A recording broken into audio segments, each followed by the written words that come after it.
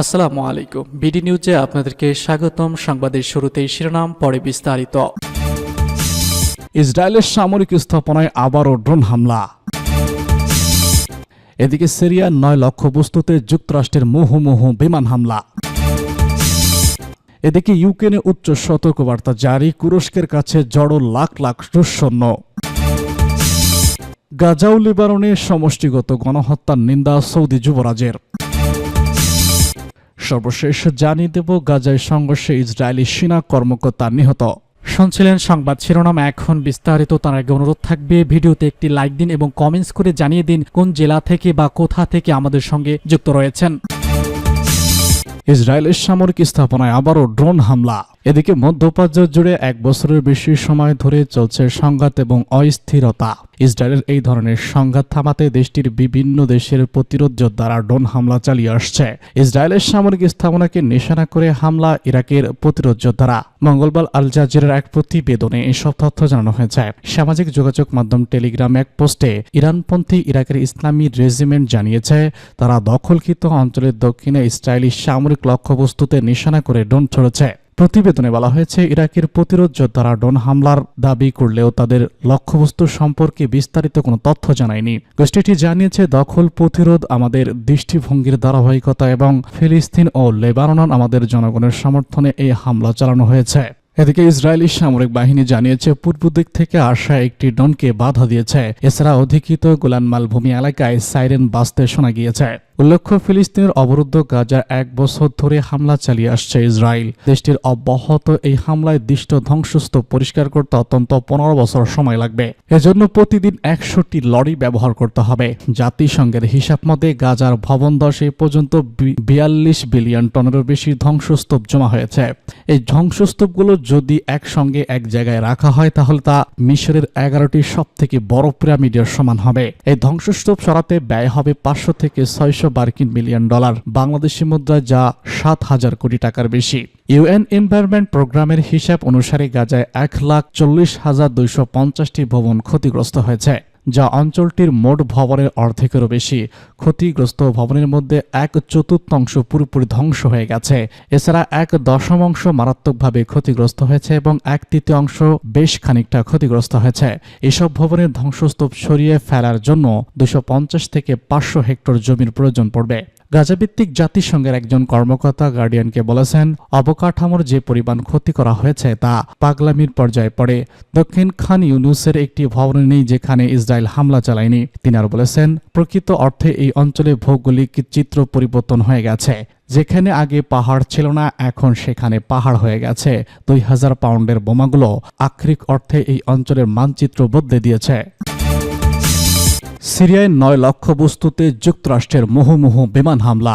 যুক্তরাষ্ট্র সিরিয়ার বিভিন্ন স্থানে বিমান হামলা চালিয়েছে। হামলায় ইরান সমর্থিত গোষ্ঠীগুলোর ঘাঁটিতে লক্ষ্য করা হয়। সোমবার মার্কিন কেন্দ্রীয় কমান্ডো এক বিবৃতিতে এই তথ্য জানায়। খবর অনুসারে সিরিয়ার 2টি স্থানে মোট 9টি লক্ষ্যবস্তুতে এই হামলা চালানো হয়েছে। মার্কিন কর্মকর্তারা দাবি করেছেন, এই আক্রমণটি গত 24 ঘন্টায় সিরিয়ার মার্কিন নাগরিকদের উপর চালানো একাধিক হামলার জবাবে করা হয়েছে। সেন্টকমের পক্ষ থেকে জানানো হয়, ইরাক ও সিরিয়ায় আইএস নির্মূলের অভিযানে যুক্ত থাকা মার্কিন ও সহযোগী বাহিনীর উপর ভবিষ্যৎ হামলার ক্ষমতা হ্রাস করতে এই আক্রমণ চালানো হয়েছে। তাদের মতে, ইরান সমর্থিত গোষ্ঠীগুলো সিরিয়া ও ইরাকের মার্কিন বাহিনীর উপর হামলার পরিকল্পনা করছিল, যা তাদের অবকাঠামো লক্ষ্য করে চালানো এই বিমান হামলার মাধ্যমে প্রতিহত করা হয়েছে। রয়টার্সের প্রতিবেদন অনুযায়ী যুক্তরাষ্ট্র মাঝে মাঝে ইরাক ও সিরিয়ার ইরান সমর্থিত গোষ্ঠীগুলোর ঘাঁটিতে আক্রমণ চালায়। এর আগে ফেব্রুয়ারিতেও সিরিয়া ও ইরাকের 85টি স্থানে যুক্তরাষ্ট্র হামলা পরিচালনা করেছিল। সে সময়ও মার্কিন সেনাদের উপর আক্রমণের জবাবে এই আক্রমণ চালানো হয়। বর্তমানে সিরিয়ায় প্রায় 900 ও ইরাককে 2,500-এর বেশি মার্কিন সেনা মোতায়েন রয়েছে। এসব সেনা মূলত স্থানীয় সামরিক বাহিনীকে আইএসের পুনরুত্থান প্রতিহত করতে সাহায্য করছে। ইউক্রেনে উচ্চ সতর্কতা জারি, তুরস্কের কাছে জড়ো রুশ সৈন্যরা। ইউক্রেনের সোমবার বিমান হামলার বিষয়ে উচ্চ সতর্কতা জারি করা হয়েছে। এই দেশের শীর্ষ সামরিক কমান্ডার বলেছেন, হাজার হাজার রুশ সৈন্য তুরস্ক অঞ্চলে অগ্রসর হওয়ার জন্য প্রস্তুত। সিকিন্দা বার্তাবাহী অ্যাপ টেলিগ্রামে লিখেছেন, তাদের সামরিক নেতৃত্বের নির্দেশের উপর তারা তাদের সৈন্যদের হটিয়ে দেওয়া এবং আমাদের নিয়ন্ত্রিত ভূখণ্ডের আরও অভ্যন্তরে প্রবেশ করার চেষ্টা করছে। আগস্ট মাসে ইউক্রেন তুরস্ক অঞ্চলে অতর্কিত অনুপ্রবেশ করেছিল এবং সীমান্ত অঞ্চলের বেশ কয়েকটি শহর ও গ্রামের নিয়ন্ত্রণ নিয়েছিল তারা। এরই মধ্যে আঞ্চলিক গভর্নররা জানিয়েছেন, ইউক্রেনের দক্ষিণ অঞ্চলে বিমান হামলার ফলে কমপক্ষে 6 জন নিহত হয়েছে এবং 5 জন মাইক্রোফোলেভ ও একজন ঝাপুরিঝা বাসিন্দা। একটি বাসভবনকেও ধ্বংস করা হয়েছে। ঝাপরিঝাতে কমপক্ষে 12 জন আহত হয়েছে, যাদের মধ্যে রয়েছে 4 থেকে 17 বছর বয়সী 5 জন। ওয়াশিংটন পোস্ট ও রয়টার্স জানিয়েছে, যুক্তরাষ্ট্রের প্রেসিডেন্ট ডোনাল্ড ট্রাম্প রুশ নেতা ভ্লাদিমির পুতিনের সাথে কথা বলেছেন এবং ইউক্রেনের সংঘাত বৃদ্ধি না করতে তাকে অনুরোধ করেছেন। ওয়াশিংটন পোস্ট জানিয়েছে, ট্রাম্প বৃহস্পতিবার ফ্লোরিডার তার মারে লাগো এজেন্ট থেকে ফোন কলে পুতিনকে স্মরণ করিয়ে দিয়েছেন ইউরোপ আমেরিকার পর্যাপ্ত সামরিক উপস্থিতি রয়েছে। ট্রাম্পের যোগাযোগ বিষয়ক অধিকতা স্টেন নিউথ এবং ইরাক বিনিময়ের বিষয়টি নিশ্চিত করেননি। বার্তা সংস্থা এএফপিকে এক লিখিত বিবৃতিতে তিনি বলেছেন, প্রেসিডেন্ট ট্রাম্প ও বিশ্বের অন্য নেতাদের মধ্যে ব্যক্তিগত কোনো ফোন কলের বিষয়ে আমরা মন্তব্য করি না। ক্রেমলিন সোমবার এই কথোপকথনের বিষয়টিকে স্বীকার করে বলেছে, ট্রাম্পের কাছে বার্তা আলাপের স্পষ্ট কোনো পরিকল্পনা পুতিনের নেই। রয়টার্স জানিয়েছে, ক্রেমলিনের মুখপাত্র দিমিত্রি পেসকভ বলেছেন, এটা একেবারেই অসত্য, এটা মিথ্যা তথ্য মাত্র, কোনো কথোপকথনই হয়নি। গাজা ও লেবাননের সমষ্টিগত গণহত্যার নিন্দা সৌদি যুবরাজের। সৌদি আরবের যুবরাজ মোহাম্মদ বিন সালমান সোমবার গাজা ও লেবাননে ইসরায়েলের সামরিক অভিযান এবং সমষ্টিগত গণহত্যার তীব্র নিন্দা জানিয়েছেন। রিয়াদে অনুষ্ঠিত জরুরি আরব ও ইসলামিক সম্মেলনে তিনি বলেছেন, ইসরায়েলের অব্যাহত আগ্রাসন ফিলিস্তিনি অধিকার প্রতিষ্ঠার পথে বাধা সৃষ্টি করেছে এবং আঞ্চলিক শান্তি বিনষ্ট করছে। তিনি উল্লেখ করে, ফিলিস্তিন ও লেবাননের জনগণের পাশে সৌদি আরব অটল রয়েছে এবং আন্তর্জাতিক সম্প্রদায়ের উচিত দ্রুত ইসরায়েলের এই কার্যকলাপ বন্ধ করার জন্য পদক্ষেপ নেওয়া। লেবাননের যুদ্ধক্ষেত্রেও যুবরাজ ইসরায়েলের চলমান সামরিক অভিযান বন্ধের আহ্বান জানান। সম্মেলনে আরব লীগের মহাসচিব মোহাম্মদ আবুল গায়েড গাজা এবং লেবাননে ইসরায়েলের হামলার তীব্র নিন্দা জানিয়ে দ্রুত যুদ্ধ বন্ধের আহ্বান জানান।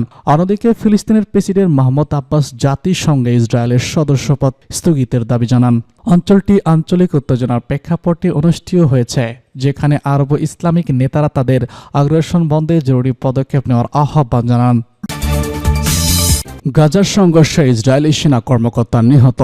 ইসরায়েলি প্রতিরক্ষা বাহিনী আইডিএফ সোমবার জানিয়েছে, গাজা উপত্যকার উত্তরে হামাসের সংঘর্ষে তাদের একজন সেনা কর্মকর্তা নিহত হয়েছেন। নিহত অফিসারের নাম মেজর জেনারেল, তার বয়স 34 বছর এবং তিনি ইতিলাবের বাসিন্দা ছিলেন। ফ্রিডম্যান আইডিএফ এর এলিট বোর্টার নিহত ইউনিটের একজন টিম কমান্ডার হিসেবে দায়িত্ব পালন করেছিলেন। উত্তর গাজায় চলমান সংঘর্ষে ফ্রিডম্যানের মৃত্যু হয়েছে।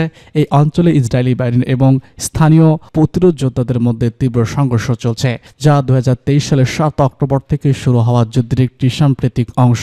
2023 সালের 7 অক্টোবর থেকে ইসরায়েলি বাহিনী গাজা উপত্যকার বিভিন্ন স্থানে আক্রমণ চালাচ্ছে, যার ফলে অনেক নিরপরাধ মানুষ ক্ষতিগ্রস্ত হচ্ছেন। মূলত পুরো গাজা ফিলিস্তিন মুক্ত হামাসকে নির্মূল করতে ইসরায়েলি প্রতিরক্ষা বাহিনী আইডিএফ নিয়মিতভাবেই হামলা চালাচ্ছে এবং বিভিন্ন অপারেশন পরিচালনা করছে। তবে হামাস সহ স্থানীয় প্রতিরোধ যোদ্ধারা গাজা উপত্যকায় প্রবল প্রতিরোধ গড়ে তুলেছে। গাজার স্বাস্থ্য মন্ত্রণালয়ের মতে, অব্যাহত ইসরায়েলি হামলা এখনও পর্যন্ত 43,650 জন ফিলিস্তিনি নিহত হয়েছে, যার মধ্যে বেশিরভাগ নারী এবং শিশু। এছাড়া আহত হয়েছে প্রায় 1,20,500 জন।